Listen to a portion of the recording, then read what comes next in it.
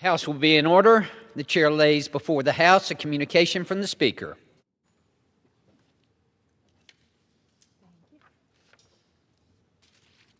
The Speaker's Rooms, Washington, D.C., August 31st, 2026. I hereby appoint the Honorable Earl L. Buddy Carter to act as Speaker pro tempore on this day. Signed, Mike Johnson, Speaker of the House of Representatives. Pursuant to the order of the House of January 6, 2026, the chair will now recognize members from lists submitted by the majority and minority leaders for morning hour debate. The chair will alternate recognition between the parties and time equally allocated between the parties, and each member other than the majority and minority leaders and the minority whip limited to 5 minutes. But in no event shall debate continue beyond 1:50 p.m. The chair recognizes the gentleman from Pennsylvania, Dr. Joyce, for 5 minutes. Thank you, Mr. Speaker. Mr. Speaker, today I rise to recognize high school students Jesse Jetnarayan, and Will Davis of Franklin County for achieving a special distinction during their successful trek to the summit of Mount Kilimanjaro. By reaching the over 19,000-foot summit of Mount Kilimanjaro on August 1st, Jesse and Will are believed to be the youngest high school students in the history of Franklin County to achieve this remarkable feat. Both seniors this year at Shalom Christian Academy, this achievement is a testament to Jesse and Will's spirit of adventure, their personal endurance, and their will to succeed. The team of hikers that accompanied Jesse and Will on their climb were their fathers, Vishal Jetnarayan and Ben Davis.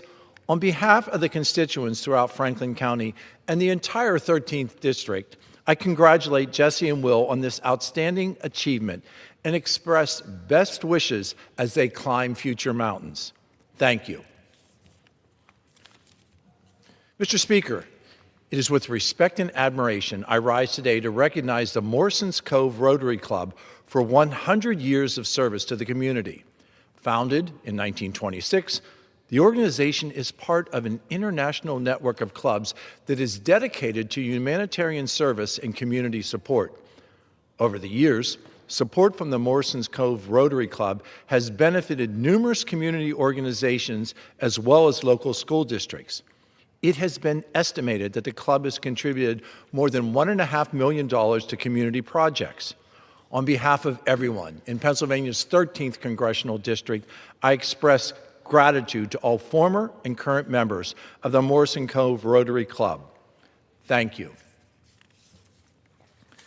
Mr. Speaker, it is with gratitude that I rise to recognize the public service of Lisa Kozarowski, who recently retired as Cambria County Treasurer. Lisa was employed by the county for 26 years, including the past 14 in the elected position of Treasurer. She also served as a member of the Cambria County Retirement Board. While acknowledging her vital role in county government, colleagues have praised Lisa for her outstanding work ethic and her dedication.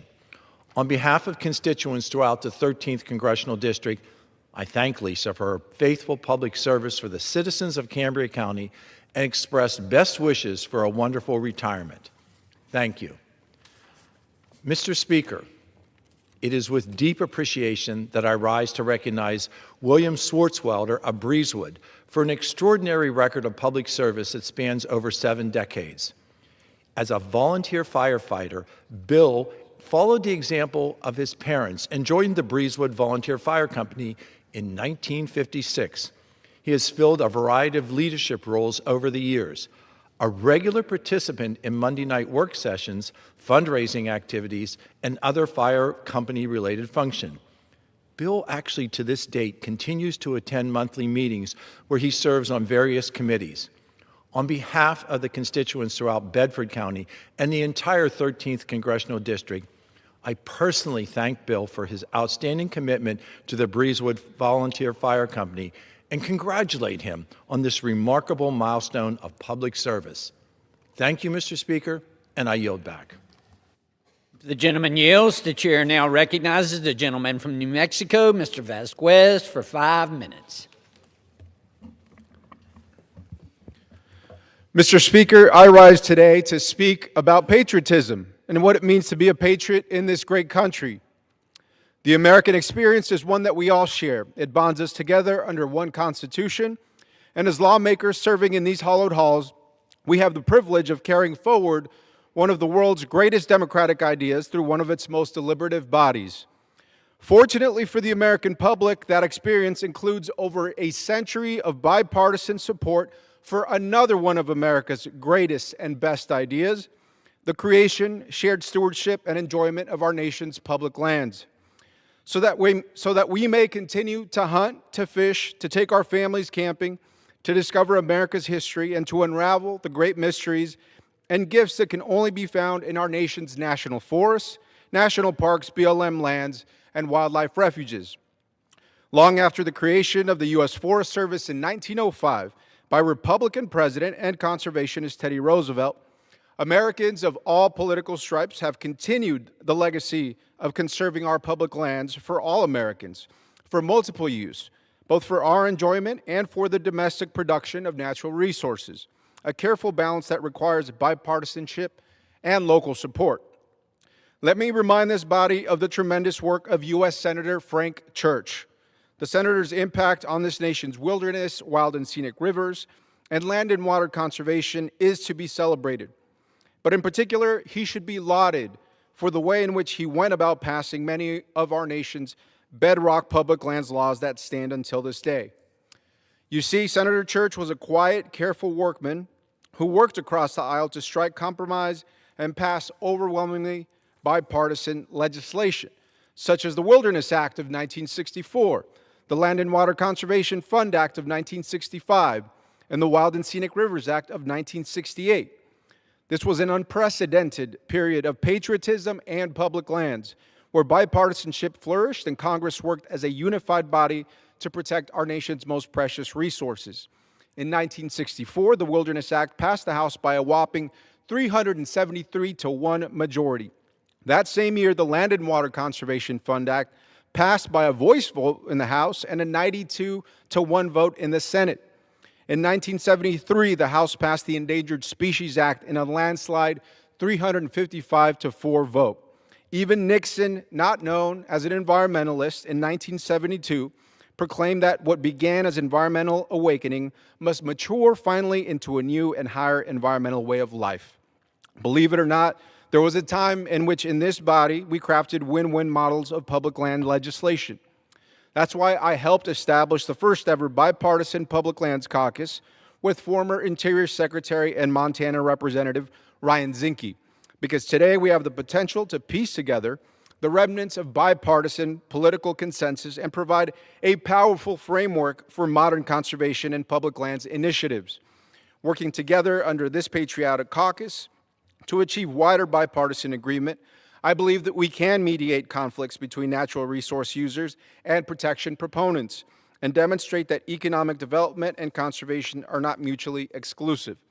But today, foreign companies have spread their tentacles and sprawl onto our forests, rivers, and our national monuments, all in search for a quick buck. Paired together with short-sighted proposals from this administration that threaten to undo the roadless rule, the elimination of the public lands rule, the shrinking of our national monuments, opening sensitive habitats to drilling in the Alaskan Arctic Refuge, narrowing regulations of the ESA, shrinking the U.S. Forest Service, robbing crucial maintenance funds from the national parks budget, and just recently selling off part of Yosemite National Park to a private developer, we are in deep, deep trouble of losing what both Democrats and Republicans have long fought to conserve and to protect. Public lands improve every American's quality of life. They provide abundance and liberty. We must fight to ensure access to the American dream, and that includes access to public lands and a healthy environment. The truth is, Americans love nature. Hunters, anglers, and families alike agree that public lands are patriotic. Let us renew these concepts of bipartisan cooperation and protect our shared patriotism, even if it means standing up to our own party, standing up to this administration in the wake of the largest wave of attacks we've seen to our public lands in our nation's history. I know that I'll be doing my damnedest to protect the places that we love in New Mexico and across the West and this great nation. I hope that my colleagues in this body can put partisanship aside and have the courage to do the same. Thank you, Mr. Speaker. I yield back.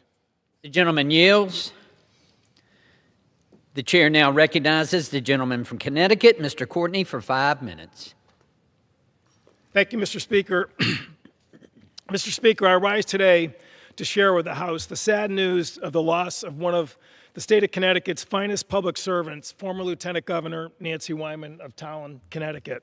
The news of her sudden passing on August 12th was met with universal sorrow from all corners of her beloved state, from the political leaders on both sides of the aisle, and from people of all walks of life with whom she worked with, always trying to help, particularly those in need and those whose problems she fixed over and over again.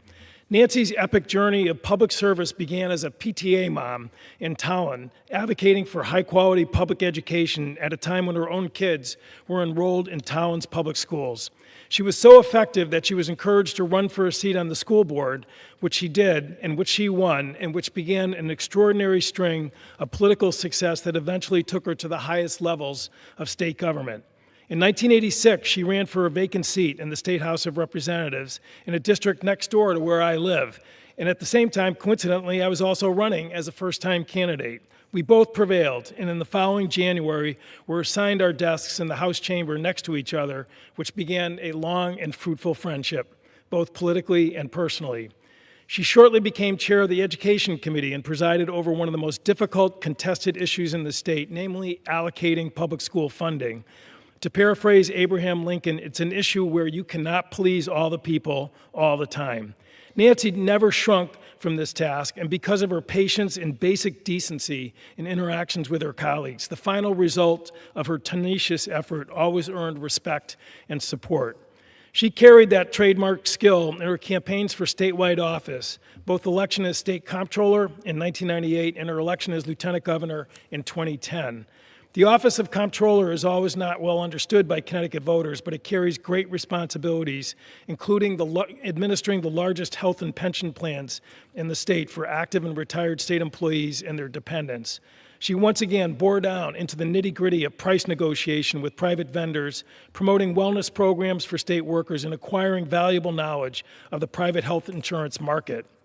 That experience came into good use when, as lieutenant governor, she was assigned the task of implementing the Affordable Care Act as it was rolled out in 2014.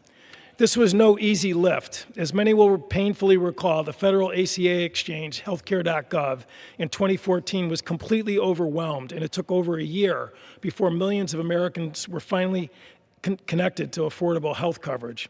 Connecticut, however, opted under the law to operate its own exchange, and under Nancy's experienced hands, designed and initiated a data system that was completely functional on day one. I remember well in 2014 going to enrollment fairs around the 2nd Congressional District and witnessing the successful completion of health care coverage for constituents who, in many cases, because of pre-existing medical conditions, had not been insured for most of their adult lives. For them, it was an emotional, life-changing event. And although Nancy was not physically present at all those fairs, there's no question that her handiwork created joy, and the impact and spirit of her service was in that room. Mr. Speaker, Nancy's successful stewardship of the ACA rollout was not her only achievement as lieutenant governor. She was truly a partner, not an acolyte, to Governor Dan Malloy, and their passage of the Connecticut state budget in 2017 with fiscal guardrails established the pathway to budget stability that reversed declines of chronic deficits into a string of surpluses and has completely transformed Connecticut's public finances into positive territory. Her record in public service, though, was not only defined by good administration and policy, but also by the way she carried herself in high position, showing respect and empathy to all that she ever came into contact with. It didn't matter whether a person was a constituent or not, or what political party they belonged to. She was warm and polite and found ways to build connections, and in most cases, friendship. It goes without saying, her example is a powerful one in 2026, when polarization and political tribalism is far too prevalent. She did, however, show favoritism, and that was to her beautiful family. Her husband, Michael, of 59 years, her 2 daughters, Stacy Papa and Merrill Baldwin, and their husband, Stephen Bill, their 5 grandchildren, and many more relations who are carrying a heavy burden of grief because of her passing. They did have great support on August 16th when hundreds and hundreds of her admirers and friends showed up at her wake, expressing their love and appreciation and the contributions Nancy's family made to her impactful life. And I want to particularly thank the town manager of town, Brian Foley, who showed so much care and compassion to help Nancy's family. Mr. Speaker, I ask the House to join me in a similar recognition and express our condolences to Nancy's family for their loss. I yield back. The gentleman yields. Pursuant to Clause 12A of Rule 1, the chair declares the House in recess until 2 p.m. today.